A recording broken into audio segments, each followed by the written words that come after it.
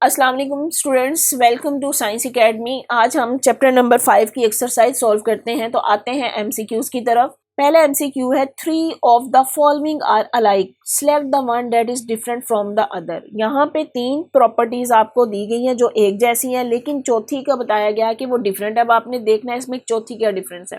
اب یہاں پہ دیکھیں سولیبلٹی، conductance and boiling of the substance, یہ سب کی سب فزیکل پراپرٹیز ہیں، جبکہ آکسیڈیشن ایک کیمیکل پراپرٹی ہے، تو اس میں سی آپشن آ جائے گا، آکسیڈیشن۔ نیکسٹ ہے physical change occurs when iron wrist ہے، تو یہ تو ایک کیمیکل چینج ہے۔ Solution of common salt is hated, common salt کا سولوشن جب ہیٹ کیا جاتا ہے تو اس میں سالٹ اپنی اوریجنل پوزیشن ری گین کر لیتا ہے، تو یہ ایک فزیکل چینج ہے۔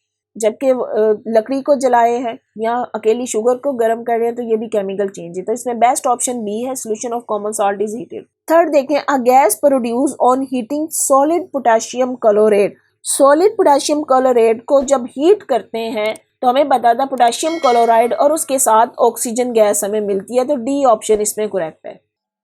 نیکسٹ ہے select all that happen during a chemical change, آپ نے بتانا ہے کہ کیمیکل چینج میں کیا ہوتا ہے۔ تو پہلی آپشن دیکھیں، ٹیمپرری چینج ہو کیا؟ نہیں، ہمیں پتا ہے کہ کیمیکل چینج ٹیمپرری نہیں ہے، it is a permanent change. Composition of the substance is change, yes composition بھی چینج ہو جاتی ہے۔ Properties of the substance are change, properties بھی چینج ہوتی ہیں۔ New substance with different properties are form, تو best option اس میں ہے کہ نیو سبسٹانس بنتا ہے ود ڈفرنٹ پراپرٹیز، تو ڈی آپشن اس میں سب سے بیسٹ آپشن ہے۔ نیکسٹ کویسچن ہے فریزنگ آف دا لیکوڈ از، کسی بھی لیکوڈ کو اگر آپ فریز کر رہے ہیں تو وہ اس کی فزیکل چینج ہوگی، تو اس میں سی آپشن آئے گا۔ نیکسٹ ہے what are the products when electric current is pass through the water, water میں سے جب الیکٹرک کرنٹ پاس کیا جائے تو واٹر اپنے کانسٹیٹوئنٹس میں چینج ہو جاتا ہے، مینز ہائیڈروجن اینڈ آکسیجن، تو سی آپشن اس میں آئے گا۔ نیکسٹ ہے a piece of the iron is kept in the open air for 5 days, a film of crayon formed over it is، اگر کوئی آئرن کا پیس 5 دن تک ایئر میں پڑا رہا ہے، اس کی کرین ہوگی، اس پہ رسٹنگ ہوگی، تو آپ نے بتانا ہے کس چیز کی رسٹنگ ہوئی ہے۔ تو اب میں نے آپ کو بتایا تھا رسٹ کا فارمولا Fe2O3 آئرن آکسائڈ ہے، تو اس میں اے آپشن آئے گا، آئرن آکسائڈ۔ نیکسٹ ہے during کمبسٹن a substance react with، کمبسٹن کے لیے ہمیں آکسیجن چاہیے ہوتی ہے، تو a substance react with oxygen، oxygen کے بغیر کمبسٹن نہیں ہو سکتی۔ The temperature at which liquid's vapor pressure is equal to the external pressure surrounding the liquid is، وہ ٹیمپریچر جس پہ لیکوڈ کا ویپر پریشر ایکسٹرنل پریشر کے ایکول ہو جائے، اس کو ہم اس کا بوائلنگ پوائنٹ کہتے ہیں۔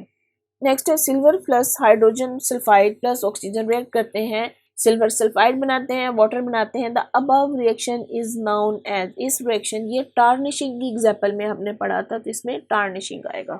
جی آتے ہیں شارٹ کویسچن کی طرف۔ سب سے پہلا شارٹ کویسچن ہے فزیکل چینج۔ فزیکل چینج کی ڈیفینیشن ہم اس چیپٹر میں پڑھ بھی چکے ہیں کہ physical change is the change in which the physical properties of the substance change, it is called physical change, it is a temporary change. پھر chemical change, the change in which the chemical properties of the substance change اور newly substance form, these are called chemical changes. Chemical change is the permanent change. Next ہے جی physical property, یا physical property کیا ہے کہ physical properties are due to the physical behaviour of the substance, کوئی بھی substance اپنا physical behaviour شو کرتا ہے اس کو اس کی فزیکل پراپرٹی کہتے ہیں۔ جیسے ہم نے اس کی ایگزامپل میں پڑھی تھی، کوئی بھی کسی چیز کی ہارڈنیس ہے، اس کا کلر ہے، اس کا آرڈر ہے، میلٹنگ پوائنٹ ہے، فریزنگ پوائنٹ ہے، وہ اس کی فزیکل پراپرٹیز ہے۔ اسی طرح کیمیکل پراپرٹی کی بات کی تھی کہ کوئی بھی چیز کی کیمیکل پراپرٹی کہ کیا ہے، اس میں اس کی ایگزامپلس پڑھی تھی، جیسے ری ایکٹیویٹی ہے، ایسیڈیٹی ہے، فلیمیبلٹی ہے، یہ سب چیزیں اس کی کیمیکل پراپرٹیز ہیں۔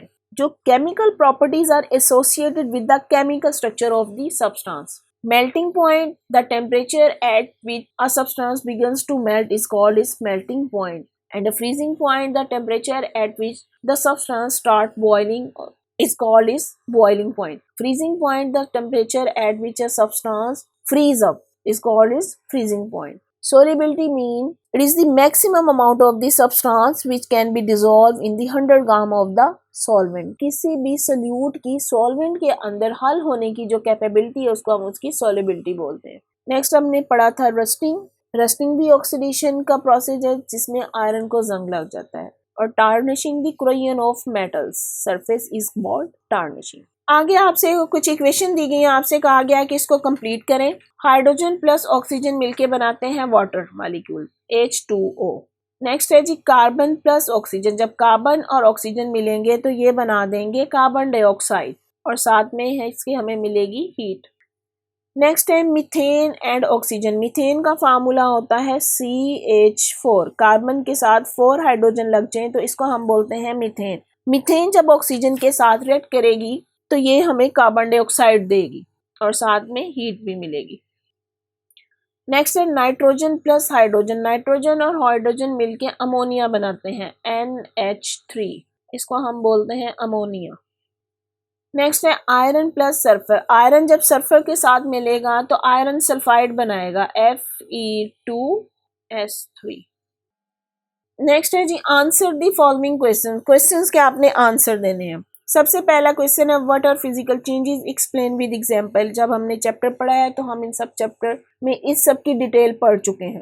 فزیکل چینج کیا ہوتی ہے آپ نے اس کو ایگزامپل سے بتانا ہے. نیکسٹ ہے describe role of oxygen in various chemical reaction that آکر نیچرلی. کون کون سے ریئیکشن ہے جس میں آکسیجن کا ایک رول ہے. تو ہم نے اس میں آکسیڈیشن والے ریئیکشن پڑھے تھے جس کی ایگزامپل آ جائے گی کمبسچن ہے, رسٹنگ ہے اور ٹارنشنگ ہے. اس کی ڈیٹیل آپ بک میں دیکھیں. How can we prevent the object made of iron from رسٹنگ. Chapter کے لاسٹ میں ہم نے ٹاپک پڑھا تھا جس میں کسی بھی چیز کو آئرن کی رسٹنگ سے روکنے کے لیے پریونٹیو میئر یا 6 سٹیپس دیے گئے ہیں, وہ آپ نے یاد کر لیں گے. نیکسٹ ہے describe the use of material with respect to their physical properties. Materials کو ان کی فزیکل پراپرٹیز کے اکارڈنگ کیسے یوز کرتے ہیں, تو یہ بھی آپ کی بک میں بہت ڈیٹیل میں دیا گیا ہے جس میں ہم نے اس کی کسی بھی سبسٹانس کی کنڈکٹیوٹی کی بات کی تھی, سولیبلٹی کی, فریزنگ پوائنٹ اور بوائلنگ پوائنٹ کی. نیکسٹ ہے describe the use of material with respect to their chemical properties. کسی بھی سبسٹانس کی کیمیکل پراپرٹیز کے اکارڈنگ اس کو کیسے یوز کیا جاتا ہے. تو اس میں ہم نے پڑھا تھا ریئیکٹیوٹی, ایسیڈیٹی اور فلیمیبلٹی, یہ تینوں ٹاپک اس میں آ جائیں گے.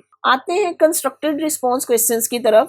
دا gas we use in over kitchen is mostly methane. Kitchen میں جو ہم گیس یوز کرتے ہیں, جو چولہا جلاتے ہیں, اس وقت جو گیس یوز ہو رہی ہوتی ہے وہ ہے میتھین. اب آپ سے کویسچن پوچھے گئے ہیں what are the ریئیکٹنٹ when we burn methane is burn. جب ہم اس گیس کو میتھین کو جلاتے ہیں تو اس وقت ہمارے ریئیکٹنٹس کیا ہیں. ریئیکٹنٹس کا مطلب میتھین چل رہی ہے اور آکسیجن کی موجودگی میں چل رہی ہے تو اس وقت ریئیکٹنٹ ہوں گے میتھین پلس آکسیجن. اگلا کویسچن پوچھا گیا what are the products when we burn methane is burn. تو اس کے پروڈکٹس کیا بنتے ہیں. جب میتھین جلتی ہے تو اس کے پروڈکٹ میں ہمیں ملتا ہے کاربن ڈائی آکسائڈ گیس, ساتھ میں ہیٹ.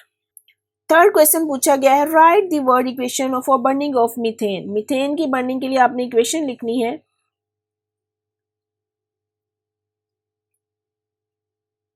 جی نیکسٹ کویسچن آپ سے پوچھا گیا ہے wait cloth are hanged in the sun and they become dry. جب آپ گیلے کپڑے سورج میں لٹکاتے ہیں تو وہ خشک ہو جاتے ہیں. اب آپ نے کویسچنس کے آنسر دینے ہیں. What happen to the water in the wait cloth.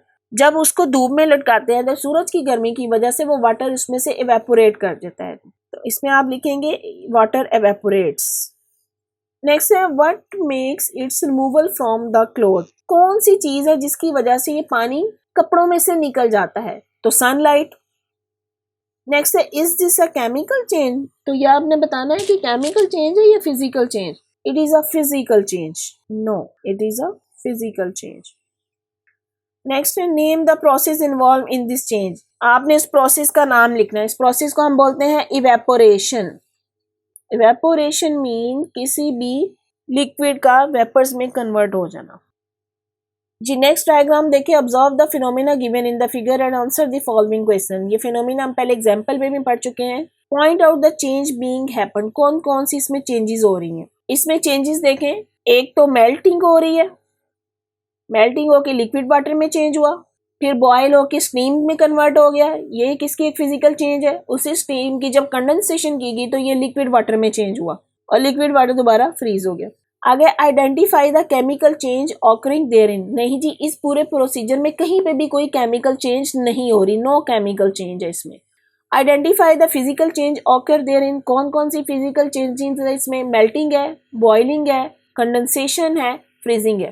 Name the process involve in the whole phenomena. کون کون سے پروسیس. اگین وہی ہے, اس میں میلٹنگ ہو رہی ہے, بوائلنگ ہو رہی ہے, کنڈنسیشن. کنڈنسیشن کہتے ہیں کول ڈاؤن کرنے کو. اب جیسے یہاں پہ یہ اسٹیم تھی, اس کو کنڈنسیشن کیا گیا, ٹھنڈا کیا گیا تو یہ دوبارہ سے لکوڈ واٹر میں کنورٹ ہوگی, تو اس کو ہم کنڈنسیشن بولیں گے. اور فریزنگ. تو یہ اس کی ساری فزیکل چینج ہے, اس میں کوئی بھی کہیں پہ بھی کیمیکل چینج نہیں ہے. نیکسٹ کویشچن آپ سے پوچھا گیا ہے, investigate the role of the boiling point of the different component of the crude oil in their separation during the fractional distillation of crude oil. اب کروڈ آئل وہ oil ہے یہ جس کو ہم اردو میں کہتے ہیں خام تیل.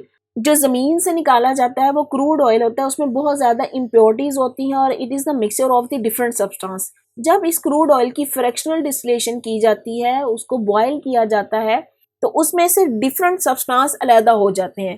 کروڈ آئل کی فریکشنل ڈسٹلیشن سے ہمیں پیٹرول بھی ملتا ہے, گیسولین ملتی ہے, مٹی کا تیل ملتا ہے, تو ڈفرنٹ سبسٹانس اس میں ہمیں ملتے ہیں. تو فریکشنل ڈسٹلیشن سے مراد وہ ڈسٹلیشن ہے جس میں سیپریٹ کیا جاتا ہے سبسٹانس کو آن the basis of their boiling point. اب جو کروڈ آئل ہے وہ ڈفرنٹ سبسٹانس کا مکسچر ہوتا ہے اور سب کے بوائلنگ پوائنٹ ڈفرنٹ ہوتے ہیں. جب اس کی فریکشنل ڈسٹلیشن کی جاتی ہے تو جس سبسٹانس کا بوائلنگ پوائنٹ آتا ہے تو اس کو وہاں سے سیپریٹ کر لیا جاتا ہے. جیسے کروڈ آئل میں سے ہمیں پیٹرولیم بھی ملتا ہے, گیسولین ملتی ہے, مٹی کا تیل ہے اور ڈیزل بھی ملتا ہے, تو یہ سب کے بوائلنگ پوائنٹ ڈفرنٹ ہوتے ہیں. کروڈ آئل کی فریکشنل ڈسٹلیشن کا مطلب ہی اس کے سبسٹانس کو بوائلنگ پوائنٹ کی بیس پہ سیپریٹ کرنا ہے.